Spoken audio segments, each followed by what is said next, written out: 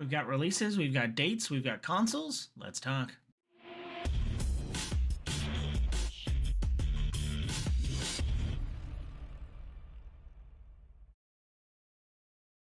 What up, viewers? What up? What up? Calc Soups here, and today is Saturday, April 26th, and that means it's time for a quick recap of the week in video game news.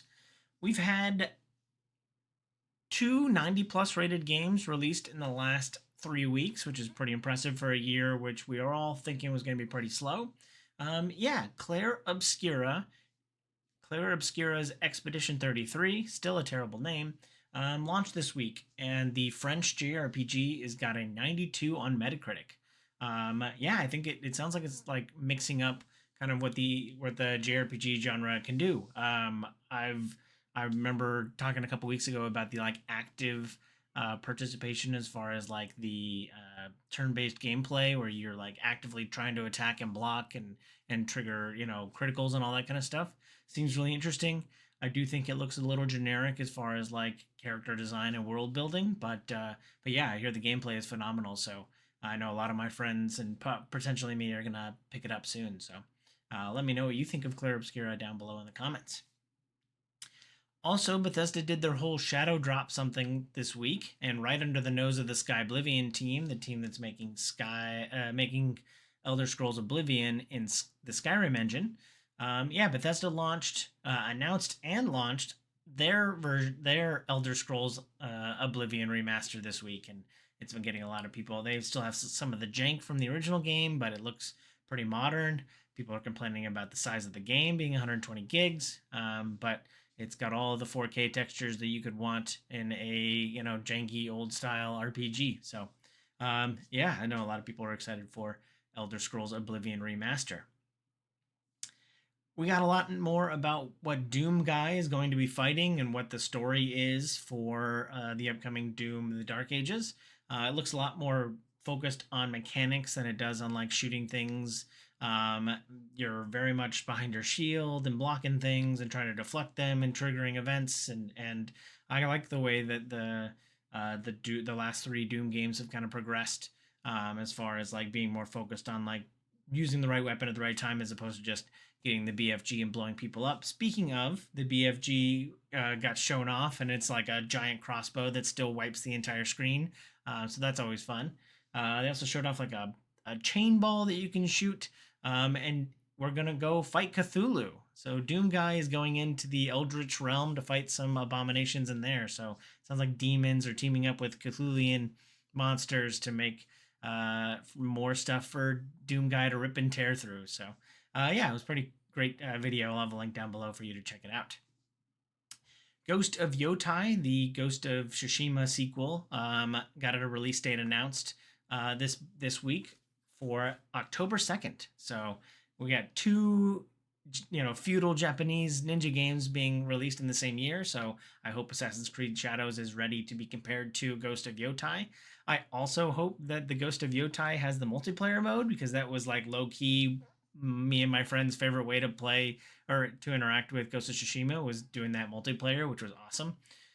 So hoping that'll be there at launch. But got a release date and a new trailer this week. So excited for Ghost of Yotai and some of the dates in the back half of the year getting filled in. Capcom released a Resident Evil 4 appreciation post this week with like a small trailer saying thank you to the fans. And at the end, some internet sleuths think that there might be hinting at Resident Evil 9 based on the, Roman numerals on their side via signs in the back. So, are we getting a Resident Evil 9 sometime, in the works somewhere? I hope so, because, as far as I know that Resident Evil 8 kind of finished Ethan Winters, but, maybe we continue as Mia Winters and all that kind of stuff. So looking forward to some Resident Evil, the next Resident Evil game. Moving on to consoles, the Switch 2 pre-orders went live this week. I hope you got yours if you wanted it. And if you didn't, Nintendo is still doing their pre-order system, but it's more of a lottery, it sounds like. I think that'll start like the first week in May, like May 8th or so. But Nintendo put out a report saying that it will be more of a lottery system than just like the next person in line kind of thing. And I don't know how pre-orders went at the retailers, but I bet they sold out pretty quickly. Hopefully, there is enough stock for people who want it. But Nintendo's got you if you didn't get it through a traditional retailer. Going the other direction, Xbox is kind of presenting a more console-less future. I think they've been working with TV manufacturers for a while now. And this week they had a trailer talking about how they're partnering with LG.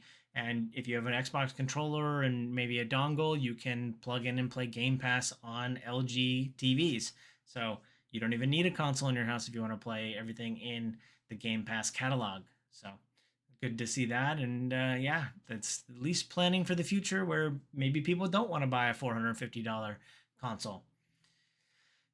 Assassin's Creed is getting a board game adaptation that'll be on Kickstarter sometime soon, and it'll take us through the eras of Assassin's Creed. So we'll be able to play. It sounds like gameplay will take like 90 minutes, and you'll play through like a single era, and you'll move from maybe you'll move from Templar times to to Renaissance Italy, and maybe we'll have some other timelines in between that and the modern day. So, I'm always a fan of video game adaptations on tabletop games. So, I'm looking forward to seeing what Assassin's Creed can do on the tabletop.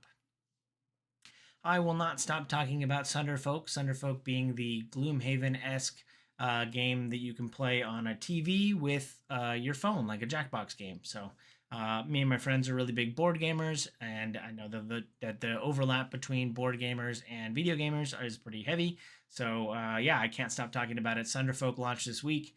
I'm very excited by it. I've already gotten a couple play sessions in, and yeah, it very much plays like Gloomhaven. It's a lot more approachable than Gloomhaven. So, if anybody thought Gloomhaven was way too deep, like Sunderfolk is really approachable, and the fact that you can play it with an app on your phone makes it a fun gaming experience. And for anybody who likes, board gaming and hanging out and chilling on the couch with their friends, playing a Jackbox-like game with a little bit more depth, Sunderfolk came out this week, so excited for that one.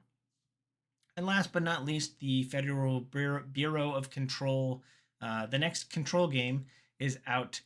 Is coming out soon. We got an announced date for their 3-person cooperative control agent game called Firebreak.